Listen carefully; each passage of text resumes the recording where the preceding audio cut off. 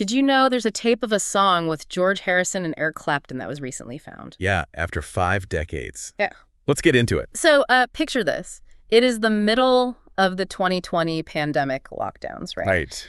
And a family friend, Deepak Pathak, is doing a routine check-in on this 75-year-old broadcaster named Suresh Joshi. Just, hanging out, passing the time. Exactly. And Joshi just casually drops that he once recorded an unreleased track with George Harrison and Ringo Starr. He brings it up out of nowhere. Which is wild. Because, if a friend tells you they just happen to have a lost piece of rock history, you don't just say, oh, cool.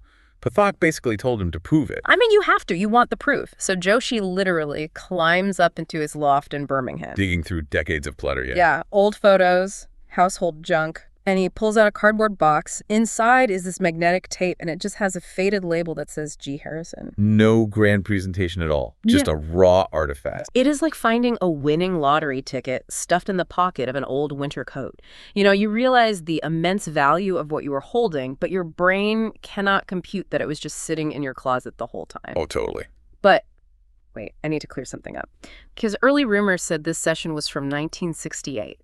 How do you misplace a George Harrison recording by 2 whole years? Well, human memory is pretty fallible over 50 years. Right. Joshi thought it was around the Hey Jude era. Ah, gotcha. But historians checked the actual session logs. The true date was March 10th, 1970, at Trident Studios in London. Wait, March 1970? That is just weeks before the Beatles officially broke up. Exactly. It completely shifts the gravity of the story. The legal battles were raging internally. So it wasn't exactly the happy collaborative era of Sgt. Pepper anymore? Far from it. It was toxic and deeply exhausting. And George Harrison was at a breaking point. Joshi was working on a documentary called East Meets West, and he and George had this deep philosophical chat at the studio. What did they talk about? George basically admitted he felt like a total underdog. He was losing his confidence with all the egos and business chaos swirling around the band's final days. So he was feeling sidelined by Paul McCartney and John Lennon. Right. So Joshi had this track for his documentary, Radhi Sham. And in a flash of pure spontaneity, George offered to play on it. Okay, hold on. How does a quick favor for a documentary turn into a spontaneous supergroup session? Because George finally had a space to breathe, free from his usual bandmates. Once he was in, Ringo Starr immediately volunteered to join him. Wow. And from there, it just exploded. In hours, they pull in Eric Clapton, Ashish Khan on the traditional Indian sarod, Billy Preston on keyboards, and Klaus Voormann picks up the bass. Wait, so they are fusing classical Indian music with Western rock right there on the spot? Klaus Voormann is laying down a rock foundation on the bass, but you have a traditional Indian instrument playing alongside Clapton's blues guitar. Exactly. The sarod has this deep, echoing hum, right? And Clapton just weaves his guitar bends right through that traditional framework. It worked because they were actually listening to each other, not just competing for volume. You could not plan a lineup like that if you tried. So they capture this magic on tape, and then nothing. Why did it just vanish for over 50 years? Well, the documentary East Meets West was never finished. And, a month later, the most famous band in the world broke up. Which caused absolute chaos in the music industry. Exactly. The corporate divorce was a nightmare. Joshi said the landscape shifted so fast that no one wanted to touch an independent track.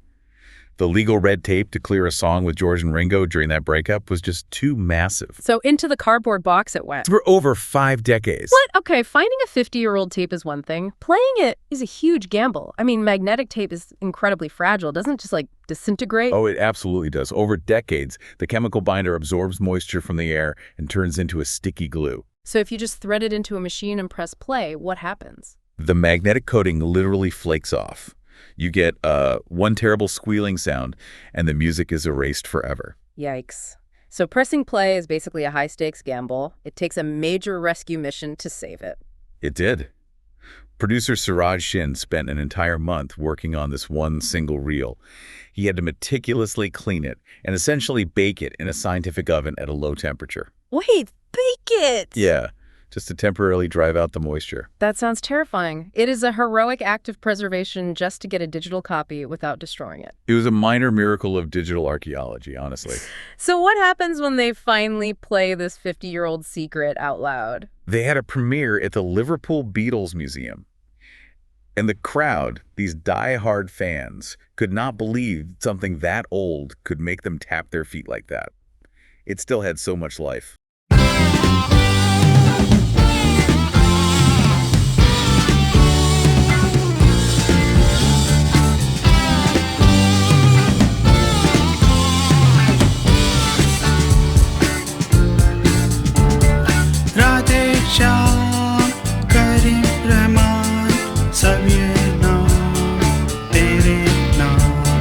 Jesus Christ, Hare Ram, सभी प्यारे तेरे नाम।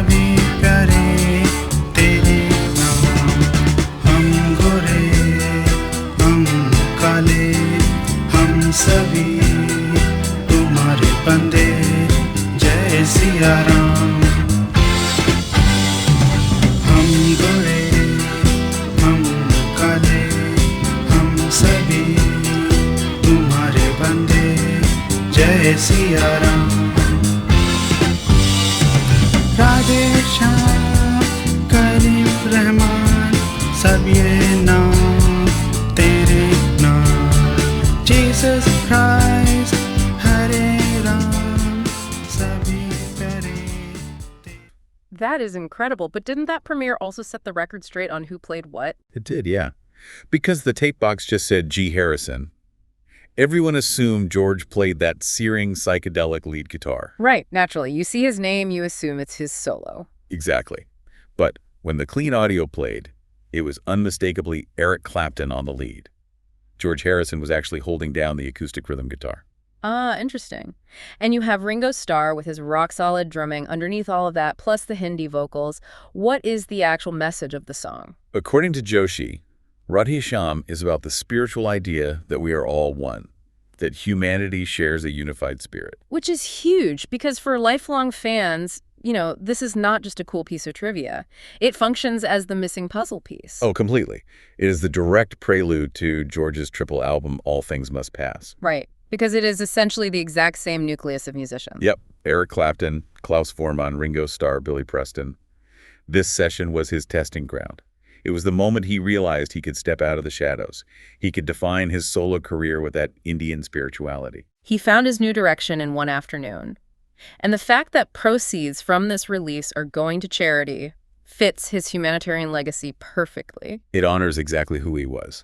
Thinking about the timeline, the breakup, the tape surviving against all odds in a dusty attic, it makes you wonder, maybe this tape was not just lost. Maybe it was waiting in the dark until the world actually needed its specific message of unity. That is a beautiful way to look at it. It shows that music history is not just locked in museums. It is still hiding in plain sight, waiting in dusty boxes for the right nudge. Until next time, when you listen, your mind conducts its own symphony.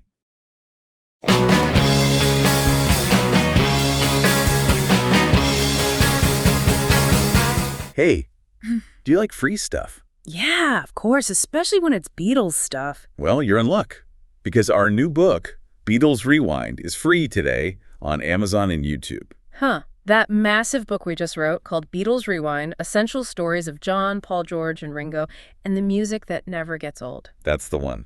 We're giving it away today. Are you crazy? I worked my ass off on that book, and now you're giving it away. Guilty as charged. So there's two ways to get it free. You can download the ebook free from Amazon, Or listen to the entire audiobook, all 12 hours, free on YouTube. Oh, yeah, you're right. I forgot. Okay, we'll put the links in this video description for the free ebook and audiobook. And or you, listening, if you have a browser handy. For the book, just go to BeatlesRewindBook.com. That will get you to the Amazon book page. Right. And for the audiobook, you can go to BeatlesAudio.com, and that will get you the YouTube audiobook. Anything else you want to give away today? That's it for today. Oh, okay. Beatles forever.